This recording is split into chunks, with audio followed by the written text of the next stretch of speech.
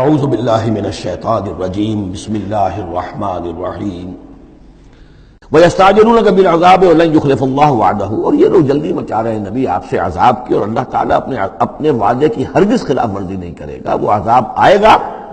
کس شکل میں آئے گا ابھی اللہ تعالیٰ نے اس کو چھپا کر رکھا ہوا ہے، کب آئے گا وہ بھی اللہ نے چھپایا ہوا ہے۔ وَإِنْ أَدْرِيَ قَرِيبٌ أَمْ بَعِيدٌ مَا تُوعَدُونَ، یہ ہم سورہ انبیاء میں پڑھائے ہیں کہ میں نہیں جانتا ہے نبی، آپ کہہ دیجئے قُلْ إِنْ أَدْرِيَ قَرِيبٌ أَمْ بَعِيدٌ مَا تُوعَدُونَ، کہ جس چیز کا تم سے وعدہ کیا جا رہا ہے، جس چیز کی دھمکی دی جا رہی ہے وہ قریب آ چکی ہے یا دور ہے۔ وَإِنَّ يَوْمًا عِندَ رَبِّكَ كَأَلْفِ سَنَةٍ مِّمَّا تَعُدُّونَ، اور یقیناً ایک دن آپ کے رب کے نزدیک 1000 برس کا ہے اس حساب سے جو تم تعداد جانتے ہو۔ انسانی عام حساب سے جو 1000 برس ہے، دنیا کا ہمارا حساب سے وہ در حقیقت اللہ کا ایک دن ہے۔ یہ مضمون چونکہ قرآن مجید میں پھر سورہ سجدہ میں پھر آئے گا، 2 مرتبہ آیا، تو یہ مضمون یوں سمجھیے کہ یہ محکمات میں سے، یہ متشابہات میں سے نہیں ہے، بات بہت بالکل پختہ ہے، واضح ہے۔ يدبر الامر من السماء الى الارض ثم يعرج اليه في يوم كان مقداره 1000 سنة مما تعدون، تو اللہ تعالیٰ کی جو تدبیر امر ہے، وہی جو 3 کام ابتدائی جو شاہ ولی اللہ دہلوی رحمۃ اللہ علیہ کی تصنیف حجت اللہ البالغہ کے حوالے سے میں بتا چکا ہوں، ابداع، خلق اور تدبیر۔ تدبیر تیسرا کام ہے۔ اس تیسرے کام کے ضمن میں اللہ کا جو بھی ایک نقشہ بنتا ہے اس کی مشیت کا، وہ 1000 سال کا ہوتا ہے ہمارے حساب سے، اس کا ایک دن ہے، وہ اس کی ایک پلاننگ ہو جاتی ہے، اس کے احکام جو ہے وہ فرشتوں کے حوالے کر دیے جاتے ہیں، اس کی پھر ایگزیکیوشن ہوتی ہے، تو 1000 برس کی پلاننگ ہے ہمارے حساب سے، اللہ کے ہاں وہ ایک دن ہے۔ وَكَأَيٍّ مِّن قَرْيَةٍ أَمْلَيْتُ لَهَا، اور کتنی ہی بستیاں ایسی ہوئی ہیں کہ جنہیں ہم نے ڈھیل دی تھی، وَهِيَ ظَالِمَةٌ، لیکن وہ تھیں گناہ گار، ثُمَّ أَخَذْتُهَا، پھر میں نے ان کو پکڑ لیا، وَإِلَيَّ الْمَصِيرُ، اور میری ہی طرف لوٹ کر آنا ہے۔ قُلْ يَا أَيُّهَا النَّاسُ إِنَّمَا أَنَا لَكُمْ نَذِيرٌ مُّبِينٌ، کہہ دیجئے اے نبی، اے لوگو، میں ہوں ایک خبردار کرنے والا، صاف صاف تمہارے لیے ایک خبردار کرنے والا آیا ہوں، ڈرانے والا آیا ہوں، بتا دینے والا ہوں کہ یہ مراحل زندگی کے آنے والے ہیں۔ فالذین آمنوا وعملوا الصالحات، جو لوگ ایمان لائیں اور نیک عمل کریں، لہم مغفرت ورزق کریم، ان کے لیے اللہ کی طرف سے مغفرت ہے، یہ میں بشارت دے رہا ہوں، اور رزق کریم، اور بہت ہی باعزت روزی ملے گی۔ والذین سعوا فی آیاتنا معاجزین، اور جو لوگ ہماری آیات کے بارے میں تگ و دو کریں گے کہ انہیں کسی طریقے سے فیل کر دیں، ناکام کر دیں، غیر مؤثر کر دیں، ان آیات کو پھیلنے نہ دیں، اولئک اصحاب الجحیم، تو یہ وہ لوگ ہیں کہ جہنم والے ہیں۔ وما ارسلنا من قبلک، یہ کافی مشکل آیت ہے قرآن مجید کی جو اگلی آ رہی ہے، اور اس میں کافی قیل و قال ہے۔ وما ارسلنا من قبلک من رسول ولا نبی الا اذا تمنى القى الشیطان فی امنیتہ، اور نہیں بھیجا ہم نے آپ سے پہلے بھی کوئی رسول، اے نبی صلی اللہ علیہ وسلم، نہ کوئی رسول نہ نبی، الا اذا تمنا، مگر یہ کہ جب اس نے خود کوئی خیال باندھا، کوئی پلاننگ کی، کوئی نقشہ بنایا اپنے کام کا۔ ایک تو یہ کہ اللہ کی طرف سے ہدایت آ رہی کہ اب یہ کیجئے، اب یہ کیجئے، اب یہ کیجئے، ظاہر بات ہے کہ اس میں تو کسی خطا کا کوئی امکان ہی نہیں، وہی چاہے وہ وہی جلی ہو اور چاہے وہی خفی ہو، نبی کے لیے وہی جلی وہی خفی دونوں محفوظ ہیں۔ وہی خفی کے اندر بھی شیطان یا شیطانی قوتیں کوئی دراندازی نہیں کر سکتے، لیکن یہ کہ کبھی ایسا بھی ہوتا ہے کہ وحی کی طرف سے کوئی بات نہیں آئی ہے، ظاہر بات ہے کہ یہ نہیں سمجھنا چاہیے کہ نبی کی حیثیت بالکل ایسے ہے جیسے وہ کسی زمانے میں، آج کل تو شاید وہ معاملہ ختم ہو گیا، وہ تار جو جاتے تھے گٹ گٹ گٹ گٹ گٹ ہو رہی ہے، ادھر سے ہو رہی ہے، ادھر سے وہ جو ہے مشین بول رہی ہے، تو بیچ میں تو مشین ہے، کچھ نہیں ہے۔ تو ایسا نہیں ہے کہ نبی کی اپنی کوئی شخصیت ہی نہ ہو، نبی کی اپنی کوئی سوچ ہی نہ ہو، نبی کی اپنی کوئی پلاننگ ہی نہ ہو۔ یہ تو عام انسان بھی دیکھیے، اگر کوئی آپ کو یہ کہے بس آپ کو تو جو کہا کرتے چلے جاؤ، تو آپ کہیں گے میری شخصیت، میری بھی کوئی سوچ ہے، میری بھی کوئی اس معاملے کے اندر مجھے بھی کوئی رائے جو ہے۔ تو نبی کا معاملہ یہ نہیں ہے کہ بس ہر لحظہ وہ اللہ کا حکم آ رہا ہے، نہیں، بلکہ یہ کہ ان کو ایک حکم دے دیا گیا، اس پر پھر وہ خود بھی سوچتے ہیں۔ تبلیغ کیجئے، جیسے حکم آیا انذر عشیرتک الاقربین، اب اپنے قریبی رشتہ داروں کو خبردار کیجئے۔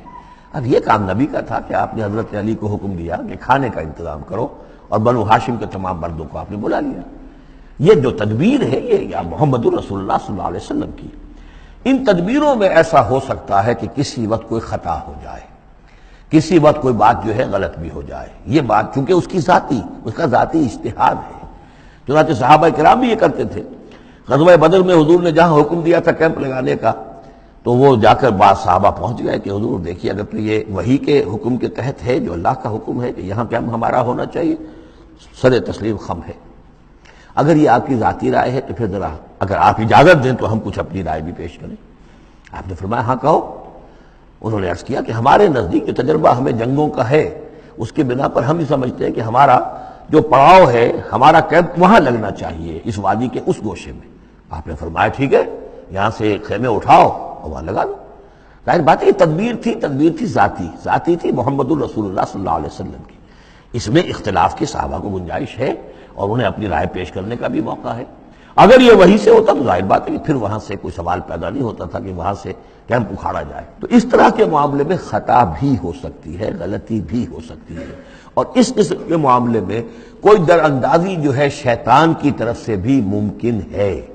اب یہ مسئلہ ایسا ہے کہ چونکہ عصمت انبیاء کے بارے میں جو بہت حساس، تمام اہل ایمان جو ہے بہت حساس ہیں، تو یہ آیت جو ہے تو یہ گویا کہ یوں سمجھیے کہ یہ حلق میں پھنس جاتی ہے، اس کو اس طریقے سے قبول کرنا بڑا مشکل ہے۔ تو تعویلیں بڑی دور راسکار بھی کی گئی ہیں، لیکن میرے نزدیک اس کی بالکل سیدھی سی بات ہے۔ یہاں تک کہ میں آپ کو واقعہ بتا چکا ہوں تعبیر نخل کا، کہ حضور نے مدینے میں جا کر کہا کہ یہ آرٹیفیشل پولینیشن وغیرہ کے لیے تم جو قریب کر دیتے ہو کھجور کے نر اور مادہ پھولوں کو قریب لے آتے ہو تاکہ فرٹیلائزیشن زیادہ ہو جائے اور پھر یہ کہ پھل زیادہ ہو جائے، نہ کرو تو کیا ہے، آپ کے بس یہ کہنے سے صحابہ نے نہیں کیا، لیکن یہ کہ فصل کم ہو گئی۔ اب انہوں نے ڈرتے ڈرتے عرض کیا کہ حضور آپ نے یہ فرمایا تھا، ہم نے نہیں کیا، تعبیر نخل اس سال ہم نے نہیں کی تھی، فصل کم ہو گئی ہے۔ فرمایا انتم عالم بامور دنیاکم، یہ معاملات تمہارے، میں یہ سکھانے تمہیں نہیں آیا، ایگریکلچر سکھانے نہیں آیا تمہیں یہ میں تو آیا ہوں یہ ہدایت دینے کے لیے۔ جو ہدایت میں دوں، جو میری جو نبوت اور رسالت کا جو ایشو ہے، جو اس کا موضوع ہے، اس پر تمہیں میری ہر بات کو ماننا ہے، لیکن یہ جو تمہارے معاملات ہیں یہ تجرباتی معاملات ہیں۔ اب دیکھیے تجرباتی، چونکہ وہ تجربہ تھا انہیں، وہ کرتے تھے، زراعت کرتے تھے، اور انہیں یہ اندازہ ہو گیا تھا کہ ایسا ہو تو اس سے یہ کہ پھل زیادہ ہوتا ہے، تو تجربے پر تھا، اور تجربے ہی کی بنیاد پر سائنس ہے۔ پوری سائنس کیا ہے؟ ایکسپیریمنٹیشن ہے نا، اسی کے اوپر تو یہ سائنس ڈیولپ ہوئی ہے۔ ان چیزوں کو جو ہے وہ اس سے خارج سمجھیے، اس میں کوئی تعلق جو ہے دین کا اس سے نہیں ہے۔ انتم عالم بامور دنیاکم، تم اپنے ان دنیاوی معاملات کو جو تجربے پر جس کا دار و مدار و نثار ہے مجھ سے بہتر جانتے ہیں۔ یہ حدیث ہے بخاری شریف کی، الحمدللہ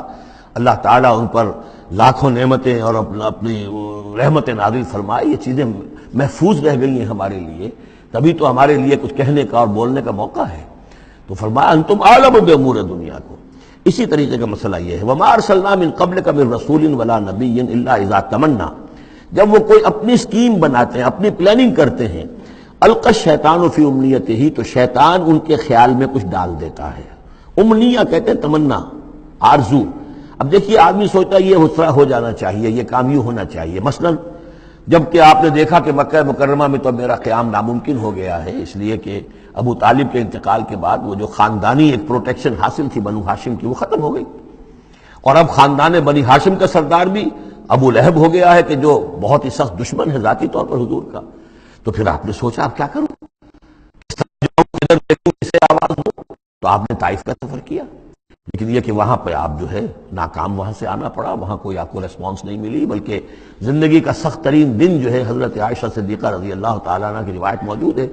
ان کے ہوش کے دوران تو سمجھیے کہ غزوہ احد کا دن سخت ترین تھا، تو انہوں نے کبھی پوچھ لیا کہ حضور آپ پر احد کے دن سے بھی سخت دن کوئی گزرا ہے؟ آپ نے فرمایا ہاں، طائف کا دن مجھ پر اس سے کہیں زیادہ سخت تھا، وہ سختی ہوئی حضور پر۔ لیکن اللہ تعالیٰ کی مشیت میں کیا تھا کہ یہ سعادت جو ہے یہ طائف کے لیے نہیں لکھی تھی، یہ سعادت یثرب کے لیے لکھی تھی، جو مدینہ منورہ بننے کی سعادت جو ہے، مدینہ النبی بننے کی سعادت اللہ کی حکمت میں مدینہ کے لیے تھی۔ وہاں حضور گئے بھی نہیں اور وہاں کے 6 آدمی ایمان لے آئے اور کھڑکی کھل گئی۔ وما ارسلنا من قبلک من رسول ولا نبی الا اذا تمنا القى الشیطان فی امنیتہ فینسخ اللہ ما یلقی الشیطان، پھر اللہ منسوخ کر دیتا ہے، ختم کر دیتا ہے اس چیز کو کہ جو شیطان نے ڈالا ہوتا ہے۔ ثم یحکم اللہ آیاتہ، پھر اللہ تعالیٰ اپنے فیصلوں کو پختہ کر دیتا ہے۔ یہاں آیت جو ہے آیات ہی فیصلوں کے معنی میں ہے۔ واللہ علیم الحکیم، اور اللہ سب کو جاننے والا، کمال حکمت والا ہے۔ یہ توجیہ ہے میرے نزدیک، اور یہ قریب ترین ہے اس توجیہ سے کہ جو موضح القرآن میں شاہ عبد القادر رحمۃ اللہ علیہ ان کی طرف سے ہے، تو اس حوالے سے واقعہ یہ ہے کہ مجھے اس پر کافی اطمینان ہے۔ لِيَجْعَلَ مَا يُلْقِي الشَّيْطَانُ فِتْنَةً لِلَّذِينَ فِي قُلُوبِهِم مَرَضٌ،